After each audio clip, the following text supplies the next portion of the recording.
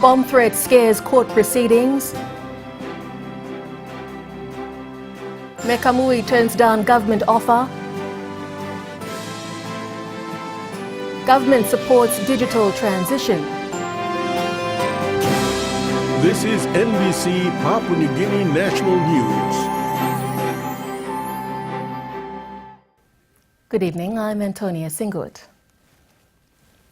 A bomb threat this morning has disrupted all court proceedings at the Waigani Courthouse today and have been deferred till tomorrow. Normal court sessions and other services at the courthouse were on halt this morning as a result of the threat. The area was later cleared by the explosive unit from the PNG Defence Force and police.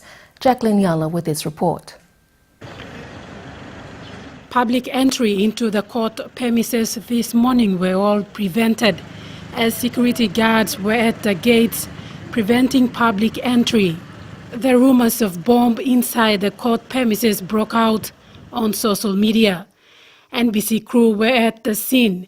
People even with cases on for today were told by the security guards to return home.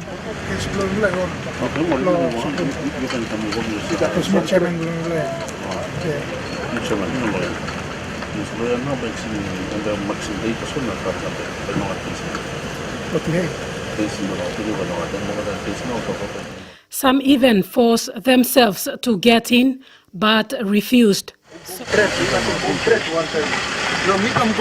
I came out, and then I went to tell my pull after me, talk and then I'll number me go. Security and defense force vehicles were at the scene, but nobody willing to provide information regarding the threat. Retired United Church Reverend No Udai was among those that turned away from the courthouse gate. While coming to the gate here, the security stopped me because they saying that there's a bomb inside the courthouse. In a telephone interview with NCD Metropolitan Superintendent Ben Turi, he said he received a telephone call from a prominent businessman about the incident. Okay, I think phone call as well, Peter Yama.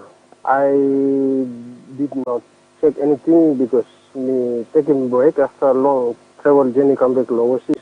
Tomorrow, but you can call a commander or suppose for any information tonight. But Peter Yama calling in the courthouse. NBC's calls to responsible authorities to confirm the incident was unsuccessful. Jacqueline Yala, NBC National News, Port Moresby.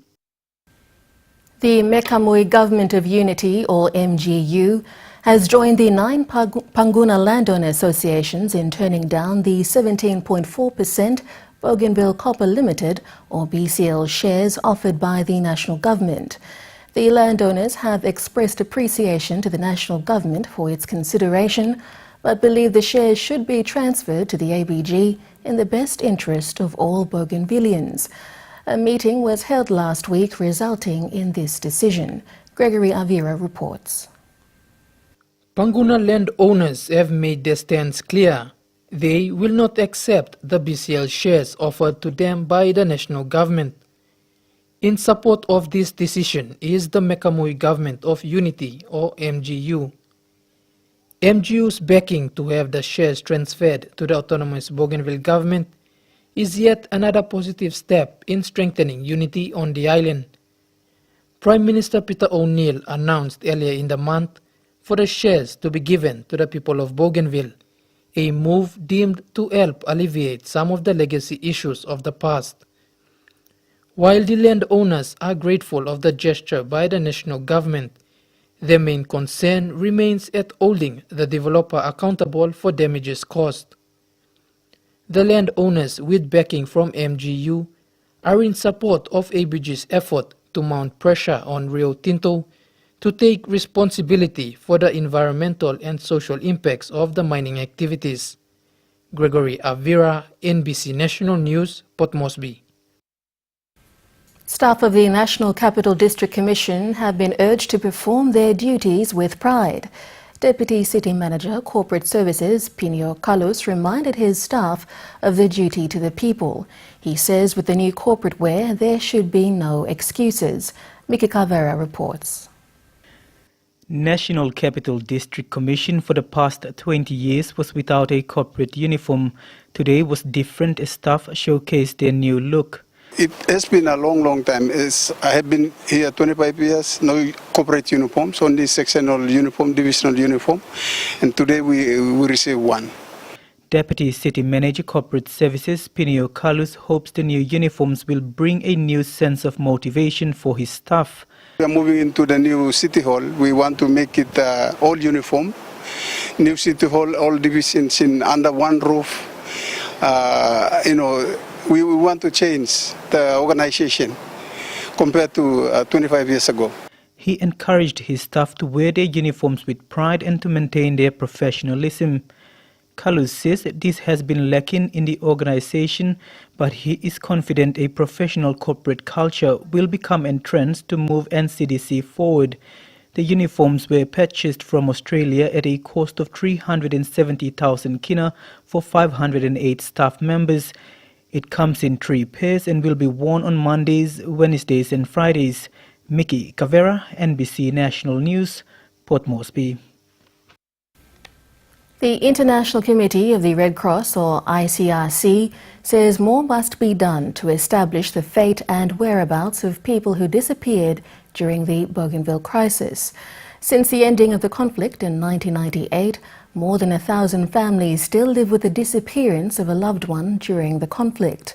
The ICRC says under international law, the obligation to provide information on the whereabouts of missing persons lies clearly with authorities and all former parties to the conflict. ICRC's statements comes as families of missing persons across Bougainville prepared to mark the International Day of the Disappeared tomorrow. Commemorative events will be held in Arawa, Buka and Buin starting tomorrow and will end on the 1st of September.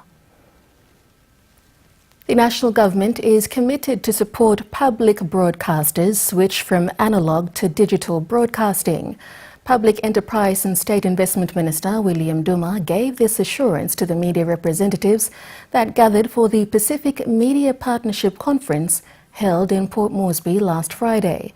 The government's commitment is as per the International Telecommunication Union's move to have all public broadcasters switch from analogue to digital by 2017. Jahab Akia reports. Minister William Duma was amongst guests invited for the conference attended by representatives of media organizations and participants at the conference. While emphasizing on the role of the media, Minister Duma said the national government recognizes the important role the media plays in the country.